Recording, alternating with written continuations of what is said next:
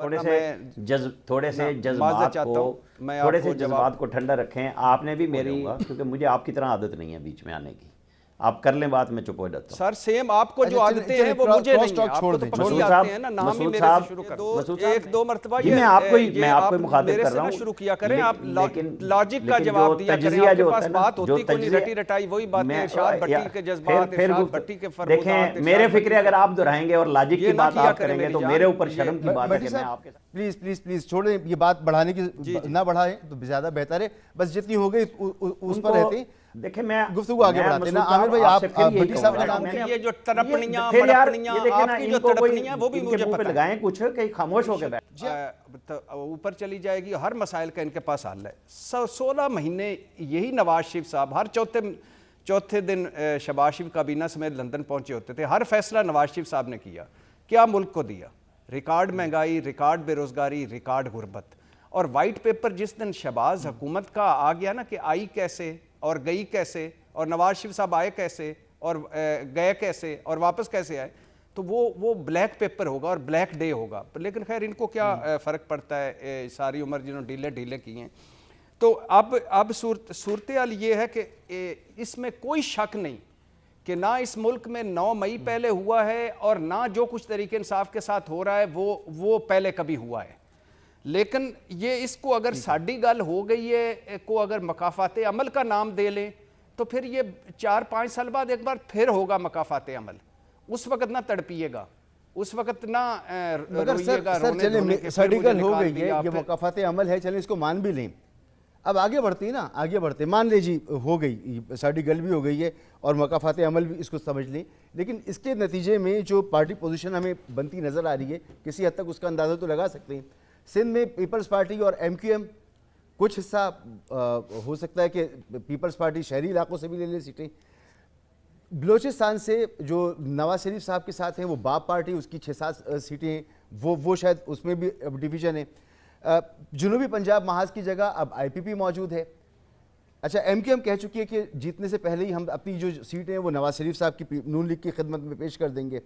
तो ये तमाम जमातें मिलकर जब एक हुकूमत बनाएंगी तो ये जमातें तो वो हैं जो किसी वक्त भी अपना फैसला तब्दील कर लेती हैं, किसी भी इशारे पर अपना फैसला तब्दील कर लेती हैं। तो एक मजबूत हुकूमत तो बनती नज़र नहीं आ रही। जो भी वज़ीर आज़म होगा होगा तो वज़ीर आज़म, मगर तगड़ा वज़ीर आज़म नहीं होगा कोई। एक जो मुल्क की एक बड़ी जमात है उसका बल्ला वापस है। वो अब इलेक्टेबल्स वो आज़ाद जीतेंगे। अब जब इलेक्शन जीत के इलेक्टेबल्स भी होंगे, आज़ाद भी होंगे, तो अब इस्तेकाम पाकिस्तान पार्टी का भी जुगाड़ लग सकता है। जहांगीर तरीन साहब दोबारा जहाज़ चल सकता है। जरदारी साहब इस मामले में बहुत तजर्बाकार हैं। बिलावल का भी चांस लग सकता है। तो अब एक वो मंडी लगेगी और बिलावल साहब कह चुके हैं कि वो राब्ते शुरू कर दिए उन्होंने। और ये बात सुनी जा रही है कि हल्के टू हल्के बात हो रही है और सारा आगे। तो अब वो सब बंदियाँ पुरानी ख़त्म हो गई हैं, अब वो ख़त्म हो गया। अब तो नए इलेक्शन के बाद नए सिरे से सब बंदियां होंगी, नए सिरे से सारा कुछ होगा। और दूसरी बात ये है कि ये क्या जिनकी वजह से मसाइल हैं या जो मसाइल की वजह हैं, अगर उनसे हम तवक्को करके बैठ गए हैं कि वो मसाइल हल करेंगे तो फिर कर लें सर, एक मरतबा फिर कर लें। ठीक है, ठीक है। ये जो आपने दूसरी बात कही है, ये दूसरा मैं सवाल करना चाह रहा था, लेकिन आपने उसी सवाल के जवाब में ये वाली बात कह दी।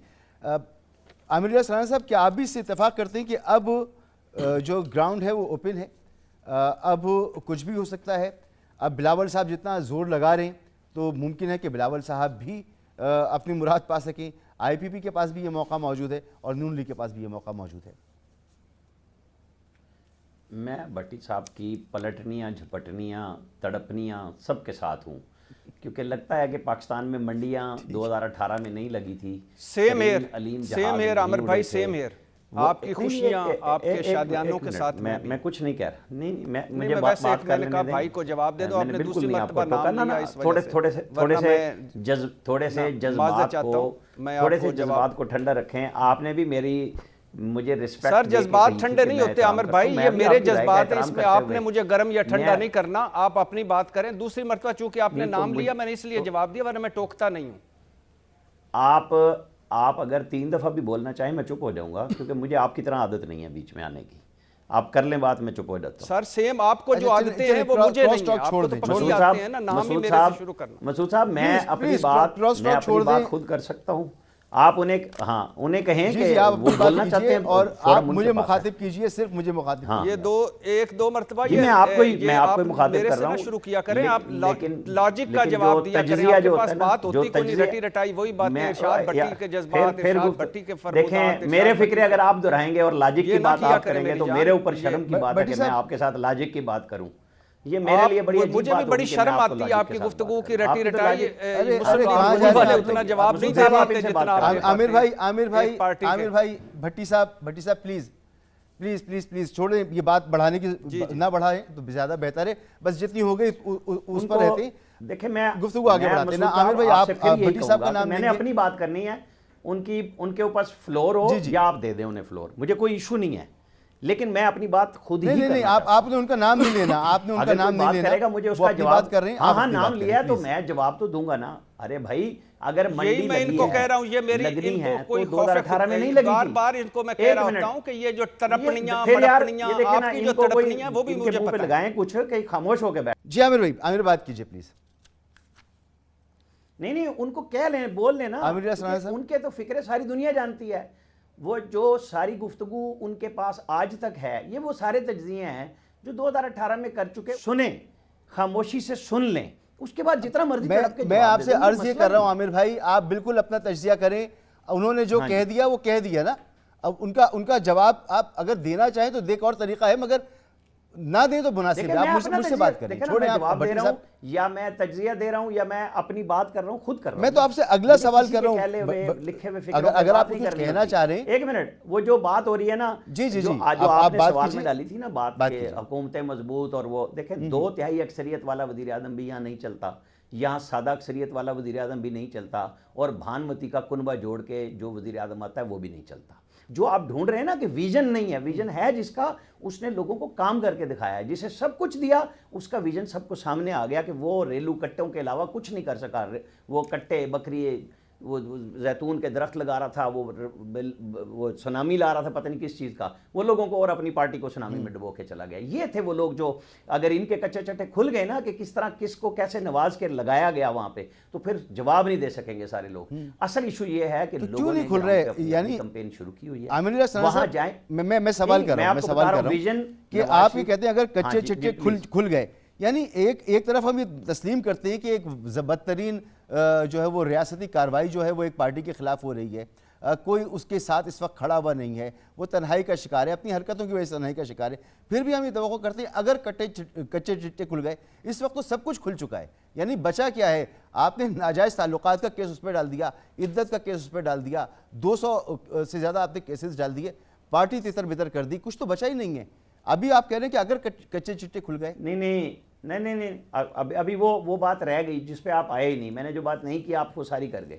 मैं उनकी कर रहा हूं जो सहूलतकार थे, जिनको इस ड्यूटी पे मामूर किया गया था, जिनके जरिए एक जाली आदमी को उठा के लाडला ला के, जिसको जो लाए थे वो भी खुदा हाफिज कर गए, लेकिन उनकी अब बात खत्म नहीं होने में आ रही कि करें क्या, कोई और धंधा ही नहीं रह गया। मैं उनकी बात कर रहा हूं, आपको बात समझनी चाहिए। वो ये इशू है कि अब क्या करें। उनको विजन वो अच्छा लगता है जिसमें सिर्फ दूसरे के लिए मुखालिफ हो, गाली हो, उसके साथ गुफ्तगू का जो माशरों का हिस्सा होता है कि आपका जितना मर्जी बदतरीन मुखालिफ हो, आपको बात करनी है। लोगों ने बदतरीन मुखालफतें करके मिसाक जमहूरियत किया कि रास्ता बनाएं। आज बिलावल भुट्टो को वहाँ पे लेके जा गए हैं, क्योंकि ये सिस्टम यहाँ पे ये चला दिया गया है सोशल मीडिया के अंदर कि आपको क्या काम करना है, आपको लाइक्स कैसे अच्छे मिलते हैं, यूट्यूब पे पैसे कैसे मिलेंगे, आपने क्या झूठ घड़ना है, क्या बोलना है कि जी वो लोगों के जहन में है ओवरसीज पाकिस्तानी उसके साथ हैं तो वहाँ से पैसे आएंगे। नहीं, सच नहीं बोलना, ये बात करनी नहीं कि जिस शख्स ने कहा था कि मैं इतने सैकड़ों डैम केपी में बनाऊंगा, उससे कभी पूछा कि वो डैम कहाँ गए? वो जो कहता था मैं हेलीकॉप्टर में डिंगी के दरमियान में केपी में ढूंढने चला गया था सियाती मकामात, वो कितने सियाती मकामात बनाए? उन्होंने मेडिकल कॉलेज और यूनिवर्सिटियाँ केपी में कितनी दी जहाँ 9.5 साल बिला शिरकत गैर हुकूमत की? मुझे आप ये बता दें, जिन्हें पंजाब मिला, जिन्हें ये बलूचिस्तान में मखलूत हुकूमत मिली, जिन्हें विफाक मिला, उन्होंने क्या ऐसा काम किया कि वो गिनवा दें सवाए दादुशुमार के आम आदमी की जिंदगी कैसे सहल हो सकती थी? उसके लिए क्या किया? वो जो कहते हैं कि मैंने हेल्थ कार्ड दिया, तो हेल्थ कार्ड तो नवाज शरीफ और शहबाज शरीफ भी दे के गए थे। बेनज़ीर इनकम सपोर्ट प्रोग्राम को नया नाम आप रखेंगे तो वो PMLN और पीपल्स पार्टी की हुकूमत थी, उन्होंने कार्ड दिया था, उसको आप आगे लेके जाते। आपने इलाज बंद कर दिया सरकारी इदारों में, सारे अस्पतालों में मुफ्त इलाज था, सारों पे टैक्स लगाए। वो जो मोहतरमा आजकल जेल में हैं, उन्होंने पंजाब के अंदर जितने फ्री टैक्स थे, हॉस्पिटल अच्छे थे, सबको प्राइवेटाइज करने के चक्कर में पड़ गए। ये बातें होनी चाहिए थी मंशूर। 13 क्या था, 18 ये बातें होनी चाहिए और ये नून लीग को करनी चाहिए। ये बातें लीडरशिप मौजूद है, यही तो मैं हैरात ये सबको करनी चाहिए और जो हमें और बातें आपको नून भी लीग को करनी चाहिए। यही आप जैसा इंडिपेंडेंट साहब ये बातें कर रहा है। सबको मीडिया को ये करनी चाहिए, सियासी जमातें ना भी करें, हमें और आपको करनी चाहिए ना कि जी ये असूल है। क्यों हमें तो तजिया चाहिए, हमें तो आगे बढ़ना है। लाहौर पहुंचा और वो कह रहा था कि मंशूर किसने लिखना था, ये भी देखना है कि आगे क्या होने जा रहा है, के लिए बात होनी चाहिए। जी भट्टी साहब, ये जो तासुर है कि जी उस वक्त सहूलतकारी हुई, उस वक्त लाडला बना के लाया गया, तो इस वक्त क्या कहानी है, इस वक्त क्या मामला थे, इस वक्त क्या सूरत हाल है? सुपर डुपर लाडला इस मुल्क का सबसे बड़ा ढील लेने वाला मियां मोहम्मद नवाज शरीफ है। इनके मुकाबले में कोई लाडला आ सकता है? कभी नहीं आ सकता। ये जो हुकूमत थी, इमरान खान हुकूमत, उस हुकूमत में बता रहे हैं, उस हुकूमत के होते हुए ख्वाजा आसिफ साहब बता रहे हैं कि एस्टेब्लिशमेंट की मदद से नवाज शरीफ साहब बाहर गए। उस हुकूमत में वो बता रहे हैं कि हमसे 2019 में रब्ता हो गया था कि पहले पंजाब ले लें फिर मरकज़ ले लें। उस हुकूमत में बता रहे वधिया और असली जमहूरियत वाले फजल रहमान साहब के मैं जनरल फैज़ हमीद से डील करके गया था, धरना कॉल ऑफ किया था। उस हुकूमत में बता रहे हैं जरदारी साहब कि मैंने फार्मूला बनाने वालों को मैंने कहा कि फार्मूला बना के पहले इसकी छुट्टी करें फिर फार्मूला बनाएंगे। उस हुकूमत में MQM कह रही है कि हमने फ़ोन किए, टेलीफोन किया और हमें कहा हम तो न्यूट्रल हो गए, आप जो करना है कर लें। उस हुकूमत में डिग्गियों कारों की डिग्गियों में जाने की बातें हुई, गुलाब जामुन लीगी खा के आए वहाँ से। उस हुकूमत में लंदन में खुफिया मुलाकातों की बातें हो रही थी। कौन सा आप कह रहे हैं कि एक बदनीति एक होता है, कोई एक तरह से वो क्या कहते नहीं कि एक आधा सच बोलकर वो आप बदनीति सामने जाहिर करना। उस हुकूमत में क्यों नहीं देते सहूलतकारों को सारी उम्र? कि 16 महीने आपकी हुकूमत रही है, 16 महीने के बाद आप निगरान हुकूमतें हैं, निगरान हुकूमत भी आपकी है, पंजाब में आपकी है, सारा कुछ है, इसके बाद भी आपकी हुकूमत आने वाली है। करें ना, अपनी सहूलतकारियाँ भी सामने लाएं और आपके जो सहूलतकार हैं इस सारे सिस्टम के नवाजे हुए जो लोग हैं जिनका रुकते ही नहीं है, इसके अलावा सवा सत्यानाश कर दिए इन्होंने इस मुल्क का, इस कौम का और इसका सारा। फिर एक मरतबा गुब्बारे में हवा भर रहे हैं कि फिर आएगा और फिर हमें पटड़ी पे चढ़ाएगा। 3.5 साल भूलते ही नहीं है, कभी मकाफाते अमल, कभी फलाना, कभी पिछले जजों में जाके पनाह लेना, कभी पिछले मुकदमों में पनाह लेना। जस्टिस कयूम की आपको तो ये चाहिए, ये जुडिशरी चाहिए, आपको तो डीलों और ढीलों वाले चाहिए, आपको तो ये सारे चाहिए। आप कैसे बात कर सकते हैं इन सारी चीजों के? तो लिहाजा सहूलतकारी का और सारों को करें अक्रॉस द बोर्ड, और जो सहूलतकार है उसको उसकी सहूलतकारी के मुताबिक सजा दें। जिसने जो फायदा उठाया उस फायदे को सामने लाएं, और लेकिन नहीं लाएंगे क्योंकि इससे खुद बेनकाब होंगे, इससे खुद अपने पर्दे उठेंगे, इससे खुद अपना पेट नंगा होगा।